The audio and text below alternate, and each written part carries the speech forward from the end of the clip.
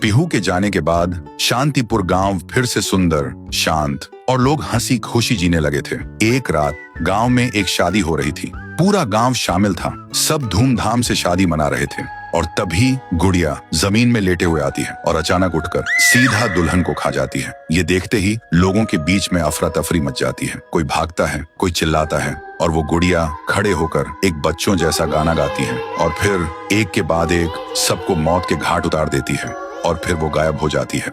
गांव फिर से कांप उठता है। सुबह सब लोग इकट्ठा होते हैं और कहते हैं वो भूखी लड़की वापस आ गई है। इस बार एक गुड़िया बन के लोग घुटनों के बल गिर जाते हैं और रो रो कर कहते हैं, हे भगवान हमें बचाओ। तभी गांव का मुखिया आता है और गुस्से में कहता है, चाहे वो कोई भी हो, है तो एक गुड़िया ही ना। आज रात मैं उसे खुद गांव से निकालूंगा। फिर रात के ठीक 2:30 बजे मुखिया अपने 2 चेलों के साथ गांव के बीच खड़ा होता है और फिर वही धुआं छा जाता है और वही आवाज,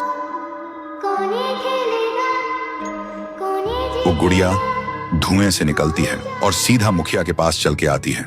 मुखिया कहता है, निकल जा मेरे गांव से, नहीं तो तुझे यहीं बिखरा दूंगा। गुड़िया हंसती है और कहती है, तेरे से पहले भी किसी ने ये सोचा था। और उसी पल वो गुड़िया बड़ी होने लगती है और अपनी पैर से तीनों को कुचल के मार डालती है।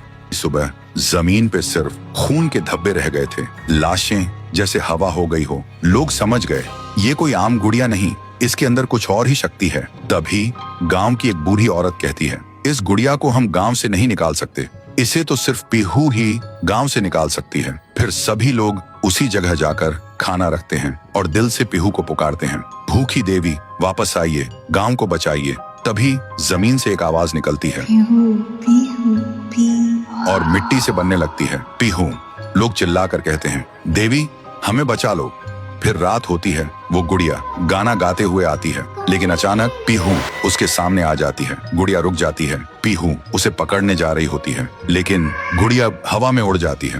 पीहू भी उसके पीछे उड़ जाती है और अपनी आंखों से आग छोड़ के गुड़िया को जलाने की कोशिश करती है, लेकिन गुड़िया एक धुएं में छुप जाती है और फिर अचानक पीहू के पीछे आके उसे एक जोर का वार करती है। पीहू आसमान से जमीन पे आ गिर जाती है और फिर वो गुड़िया पीहू की शक्ति छीनने लगती है। पीहू की ताकत धीरे धीरे गुड़िया के पास जा रही होती है। कुछ देर बाद पीहू जमीन पे गिर जाती है। जब वो उठती है तो देखती है उसका शरीर धुंधला हो गया है और जब वो अपने आप को छू रही थी तो हाथ उसके शरीर के आर पार जा रहा था। वो वहीं गिर के रोने लगती है और जोर से चिल्लाती है, भैया, भैया, भैया। और उसकी आवाज सीधा उसके भाई के कानों तक पहुंचती है। तो दोस्तों, अगर आप देखना चाहते हो पीहू वर्सेस गुड़िया वर्सेस तुंग तुंग तुंग सहर, तो इस वीडियो को 1.5 लाख लाइक्स तक पहुंचाओ।